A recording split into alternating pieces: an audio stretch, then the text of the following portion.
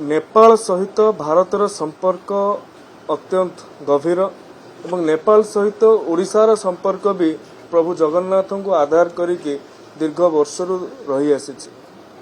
किट्रे जो घटना घटी ताहा दुखद से परिवार प्रति आमे समवेदना ज्ञापन करुछु एवं जेतेबेले ये घटना घटिला राज्य सरकारंकर गृह विभाग एप्रति त्वरित पदक्षेप नहीं एवं अभियुक्त पिला को अरेस्ट करके कोर्ट फॉरवर्ड करा जाइछे।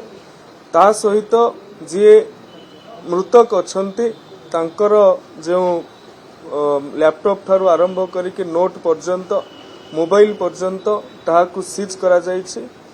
अत्यंत संवेदनशील भाव में स्पर्शकातर भाव में ए विषय को आमे गुरुत्व प्रदान करिछु।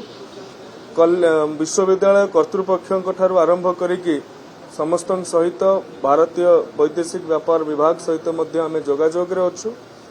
निरपेक्ष तदंत हेउछि। माननीय मुख्यमंत्री मध्य मते ए संपर्क रे अवगत करबा को कहिसंती। जे भी दोष करिथिबो से निश्चित भाव रे दंड पाइबो।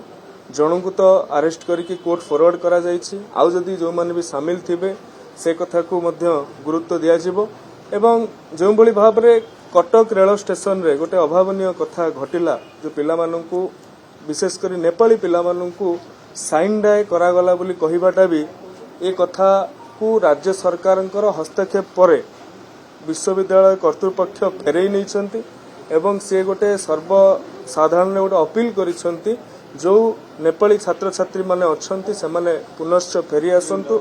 राज्य सरकार तरफरु ओएसआरटीसी रो बस मध्य व्यवस्था करा जाइछि कटक पर्यंत कि जो पाखापाखि 300-400 नेपाली छात्र छात्री बाहर अछंती सेमानकु पुनश्च कॉलेज को फेरई आनिबा पई सेमानक सहित काउंसलिंग आधार रे जहाँ घटी तांको सहित जमिति आउ आगु कॉलेज कर्तृपक्ष तरफरु कौनसी मानसिक निर्यातना बा कौनसी धमक चमक जो भाव में न मिलिबो सेथिपाई मध्य सरकार निरंतर भाव में आलोचना करुछंती एवं निर्देश मध्य देइछंती।